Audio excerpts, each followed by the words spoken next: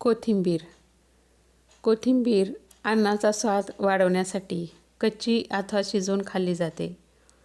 मिसळ अथवा पोहे यावरती कच्ची कोथिंबीर चिरून घातली जाते. फोडणी करताना उकळत्या तेलात कोथिंबीर टाकतात. कोथिंबीरीची शिजवून भाजी केली जाते. कोथिंबीरीच्या वड्या करताना कोथिंबीर वाफवून घ्यावी लागते. कोथिंबीरीची पाने चवीला किंचित तिखट व स्तंभक असून उचकी, दाह किंवा उष्णता, कावीळ इत्यादीवर गुणकारी असतात. फळे वायुनाशी, उत्तेजक व भूक वाढवणारी आहेत.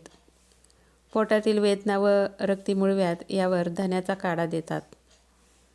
ॲलर्जीमुळे होणाऱ्या दाहावर पानांचा रस आणि लेप गुणकारी असतो.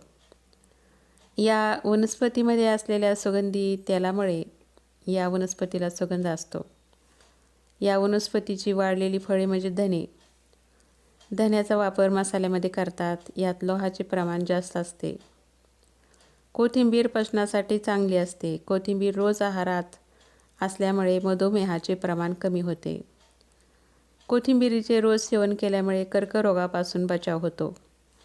कोथिंबीरीमध्ये फायबर, लोह, मॅंगनीज असतात. हे शरीराला अत्यंत आवश्यक असतात.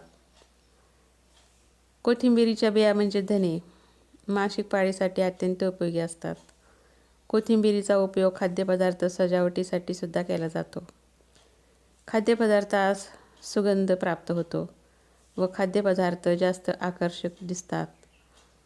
कोथिंबीरीमध्ये व्हिटॅमिन के असल्यामुळे हाडांची दुरुस्ती करण्यास देखील मदत होते. तसेच हृदयविकारापासून संरक्षण करण्यासाठी कोथिंबीर उपयुक्त आहे. अधिक उष्णतेमुळे आलेला ताप किंवा टायफॉइडमुळे जर शौचास रक्त पडत असेल तर कोथिंबीरीच्या 25 ml रसात खडीसाखर घालून रुग्णाला पाजल्यास, तसेच तापामुळे शरीरात होणाऱ्या जळजळीवर कोथिंबीरीचा रस प्यायल्यास लाभ होतो.